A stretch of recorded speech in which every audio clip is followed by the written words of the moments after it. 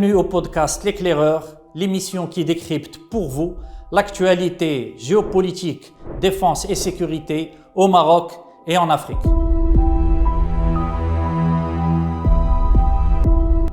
Le monde n'a jamais été autant déstabilisé par les crises et conflits.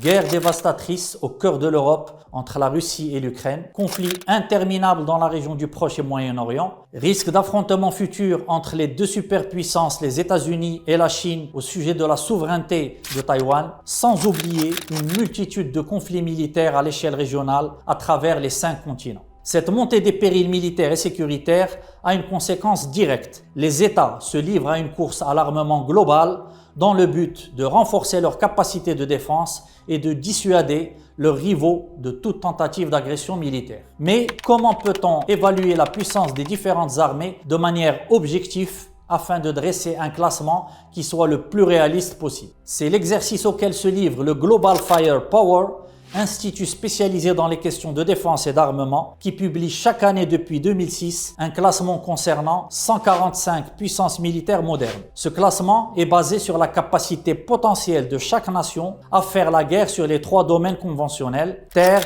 mer et dans les airs. L'évaluation de la puissance de chaque armée intègre l'étude de plusieurs critères dont les plus importants sont: premièrement, la taille des forces armées ou plus simplement le nombre de militaires, c'est-à-dire le nombre de soldats actifs et réservistes dans tous les corps d'armée, marine, armée de terre, armée de l'air et forces spéciales, mais également les forces paramilitaires qui peuvent éventuellement combattre en temps de guerre. Ensuite, les dépenses militaires annuelles. Elles permettent de définir la capacité d'un État à financer et à maintenir en condition une force militaire. Elles incluent l'intendance et la logistique des armées pour entretenir les armes et équipements militaires, approvisionner les troupes en carburant, munitions, pièces de rechange, denrées alimentaires et dépenses de santé. Ensuite, on évalue les armes et équipements militaires. On se focalise principalement sur les armes qui font la différence sur le champ de bataille et qui procurent un avantage tactique et stratégique sur l'ennemi. Ce sont principalement les chars d'assaut et pièces lourdes d'artillerie, les avions et hélicoptères de chasse, les frégates et navires de combat, ainsi que les nouvelles armes de rupture technologique qui sont les drones, les missiles, les systèmes de défense anti-aérienne ou encore les armes de guerre électronique. Ce critère ne repose pas uniquement sur le nombre d'armes disponibles, mais également sur l'efficacité et la modernisation de l'arsenal, ainsi que de la diversité de la force de frappe disponible.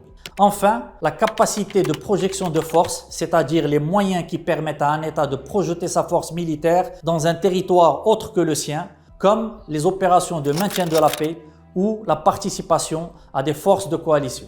Pour acquérir cette capacité, une force armée doit posséder un certain nombre d'avions cargo de transport militaire ou de navires de transport de chars et de logistique. Si les stocks d'armes nucléaires ne sont pas pris en compte, les puissances nucléaires bénéficient de bonus lors de l'évaluation.